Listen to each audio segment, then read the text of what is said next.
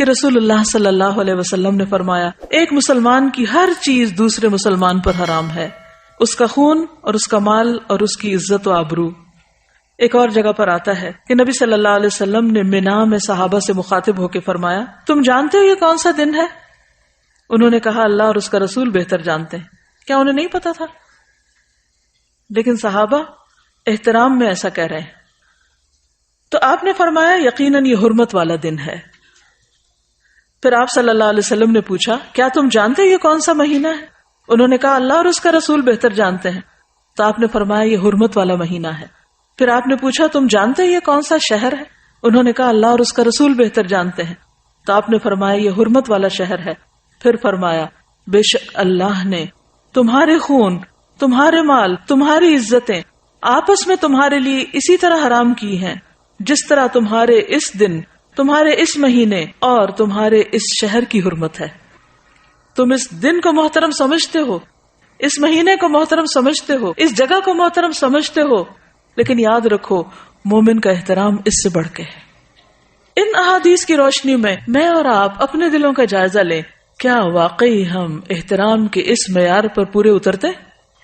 سوچئے، غور کیجئے، اپنے والدین کے احترام کو دیکھیے، اپنے خاندان کے بزرگوں کو دیکھیے، اپنے سے بڑے افراد کو دیکھیے عمر میں، اپنے ساتھیوں کو، اپنے خدمتگاروں کو، ان کا کتنا احترام ہے؟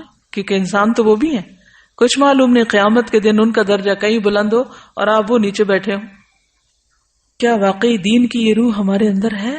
ہم مسلمان کہلانے کے لائق ہیں؟ حق رکھتے ہیں؟ دلوں کا جائزہ لیجئے۔ آج اسلامی معاشرے سے کیا اٹھ چکا ہے جس کی وجہ سے ساری خرابیاں پیدا ہو رہی، ساری بے چینیاں اور بے اطمینانیاں، اس کی بنیادی وجہ یہی ہے۔ صرف آج سے اگر آپ یہ عہد کر لیں کہ کوئی بڑا ہو یا چھوٹا مجھے اس کے ساتھ عزت اور احترام سے بات کرنی ہے، تو آپ دیکھیے کہ پوری فضا ہی تبدیل ہو جائے گی۔ اور کیوں کرنا ہے؟ کیا کسی سے انعام کی خاطر؟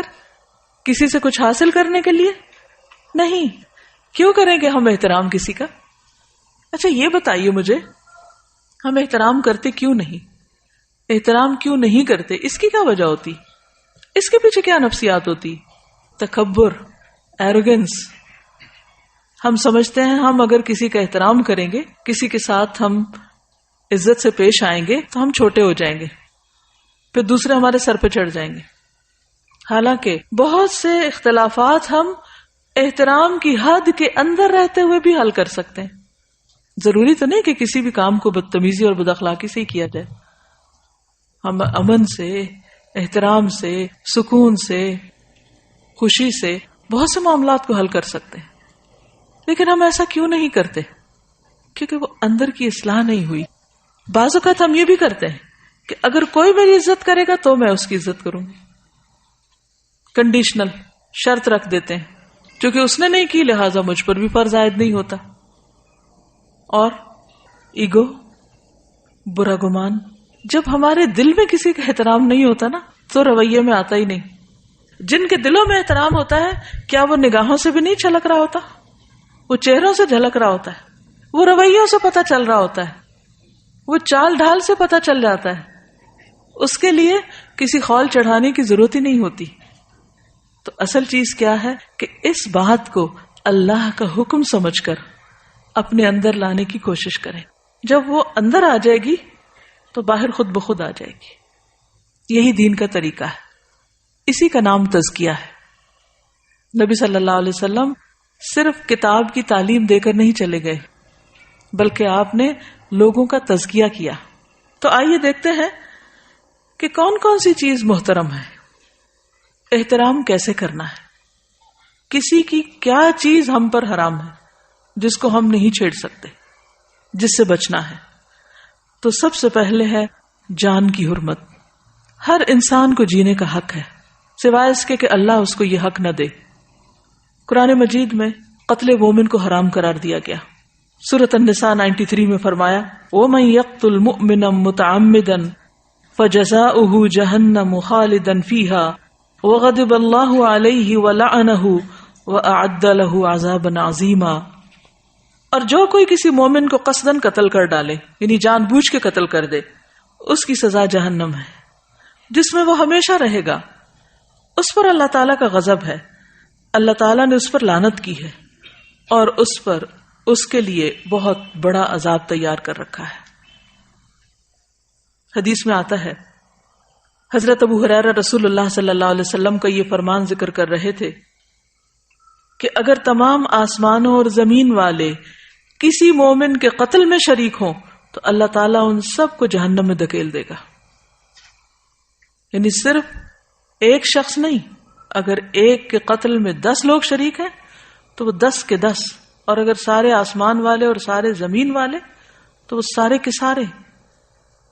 پتہ کیا چلتا ہے کہ ایک مومن کی جان اس قدر قیمتی ہے اللہ کے نزدیک کہ اس کے بدلے میں وہ سب کو سزا دے سکتا ہے اگر وہ اس کے جان لینے میں شریک ہو.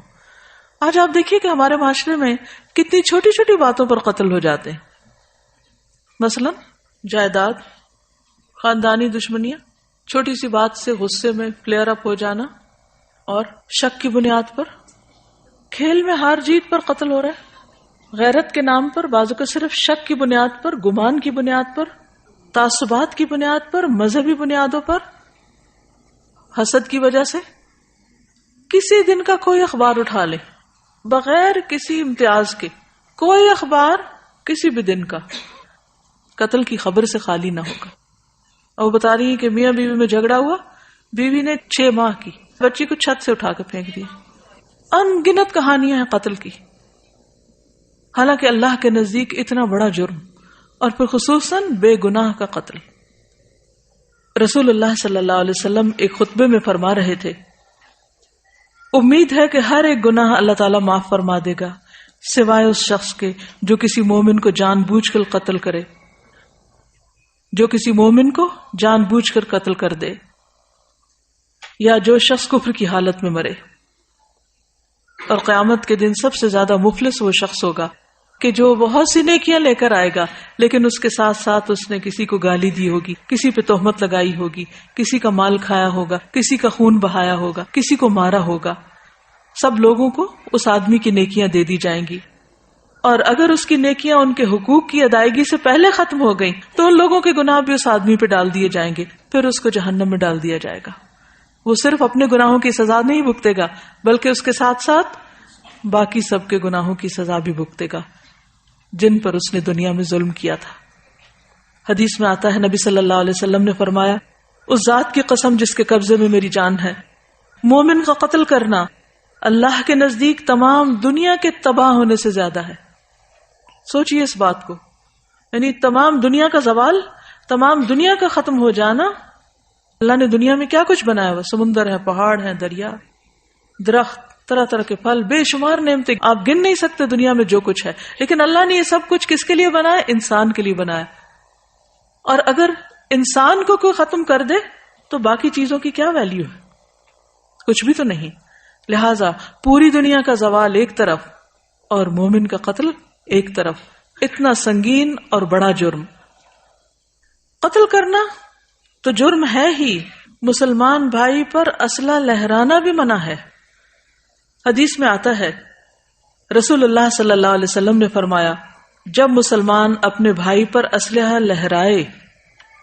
لہرائے یعنی مثلا تلوار ہے تو اٹھائے، یا چاقو دکھائے، یا کوئی بندوق کی نالی اس کی طرف پھیرے، تو فرشتے ہمیشہ اس پر لعنت کرتے رہتے ہیں یہاں تک کہ وہ اس کو نیام میں داخل کر لے، یعنی واپس ڈال لے. یعنی کسی کی طرف اسلحے کے ساتھ پوائنٹ آؤٹ کرنا جو ہے وہ بھی منع ہے. کہا یہ کہ اٹھا کے کسی کو کچھ مار دے کوئی. اچھا، اس کو کیوں منع کیا گیا؟ اس پر کیوں لعنت کی گئی؟ یعنی اسلحے کو لہرا کے کسی کو ڈرانا یا اس کی طرف اس کا رخ کرنا. کچھ پتہ نہیں کہ کس وقت غلطی سے ہی گولی چل جائے، یا شیطان اس کو صرف کھیل کھیل میں دکھاتے ہوئے دوسرے پہ جا مارنے کی دعوت دے. خوف زدہ کرنا بھی منع ہے.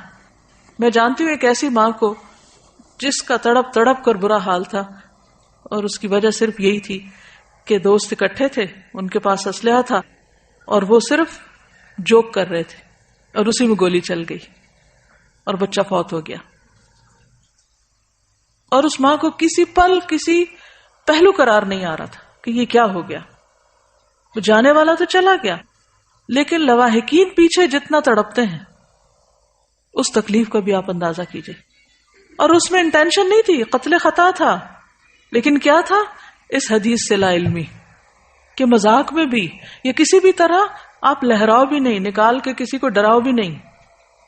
آج کل بچوں کے ٹوائز بھی بعض اوقات ایسے ہوتے ہیں، واٹر گنز جو ہیں ان میں پانی بھر کے ایک دوسرے کے اوپر پھینکتے رہتے ہیں اور وہ اسی کی پریکٹس ہوتی رہتی ہے. موویز ایسی دیکھتے ہیں، گیمز ایسی ہیں کہ جس میں باقاعدہ بیٹھ کے وہ سب کچھ اسکرین کے اوپر ہر وقت خون دیکھ رہے ہیں.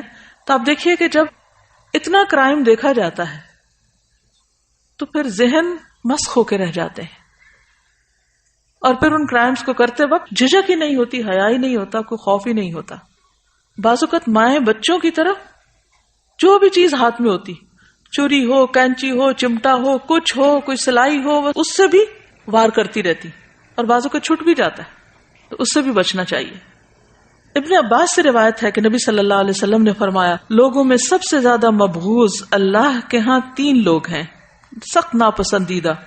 نمبر 1 حرم میں ظلم کرنے والا، نمبر 2 اسلام میں جاہلیت کا طریقہ تلاش کرنے والا، اور نمبر 3 کسی شخص کا خون ناحق طلب کرنے والا، یعنی کسی شخص کے پیچھے پڑنے والا کہ وہ ملے تو اس کو مار ڈالے.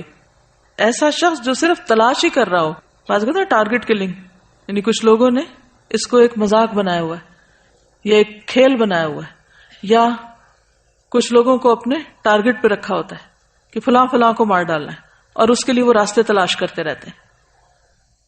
تو ایسا شخص بھی اللہ کا انتہائی ناپسندیدہ شخص ہے کہ جو کسی کو مارنے کے درپے ہو. بے جا خون جنت کے دروازے پر رکاوٹ بن جائے گا. جندب بن عبداللہ سے روایت ہے کہ رسول اللہ صلی اللہ علیہ وسلم نے فرمایا، اگر کسی میں یہ ہمت ہو کہ وہ اپنے اور جنت کے مابین مسلمان آدمی کے خون کی ایک لب بھی حائل نہ ہونے دے، جسے وہ مرغی کے ذبح کرنے کی طرح بے قیمت سمجھ کر بہا دے، تو وہ ایسا کرے، کیونکہ وہ جب بھی جنت کے کسی دروازے پر جائے گا تو اس خون کو اپنے اور جنت کے مابین بطور آڑ پائے گا. یعنی قتل تو قتل ہے، کسی کا خون بہانا، یعنی اس کو زخمی کر کے اس کا خون بہانا جو ہے، یہ بھی جنت اور اس کے بیچ میں رکاوٹ ڈال دے گا. تو جہاں سے بھی انٹر ہونا چاہے گا دروازہ بند ہو جائے گا، یا کوئی چیز بیچ میں آئے گی کہ وہ انٹر نہیں ہو سکے گا. آپ نے بازو کا دیکھا ہوگا نا، وہ کارڈ سوائپ کر کے آپ نکل جاتے ہیں، تو اگر کارڈ میں ذرا سی بھی کوئی خرابی آئے، اسکریچ آ جائے، تو آپ کارڈ سوائپ کرتے رہتے ہیں، لیکن آپ کے لیے دروازہ نہیں کھلتا. آپ دوسری طرف سے انٹر ہونا چاہتے ہیں، تیسری اور ٹرین جا رہی ہوتی ہے اور آپ پریشان ہوتے ہیں کہ میں پیچھے رہ رہا ہوں. اس لیے کسی کے ساتھ کسی بھی قسم کی زیادتی حرام ہے. قتل حرام ہے، اسلحہ لہرانا باعث لعنت ہے، اور اسی طرح کسی کے قتل کے درپے ہونا اور اس چیز کو سوچنا یا کہنا، یہ بھی ناپسندیدہ ہے. آپ نے دیکھا ہوگا کہ بعض اوقات تکیہ کلام کے طور پر لوگ کہتے ہیں I'll kill you. سنا کبھی آپ نے؟ اس سے بھی بچیے، کیونکہ اگر آپ دن میں 10 دفعہ یہ کہہ رہے ہیں تو آپ کے اعمال نامے میں لکھا جا رہا ہے.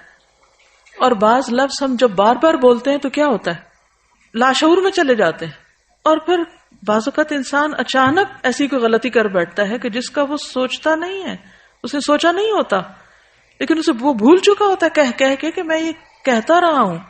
اب جتنی بار بھی اس نے ایسا کہا وہ سب اس کا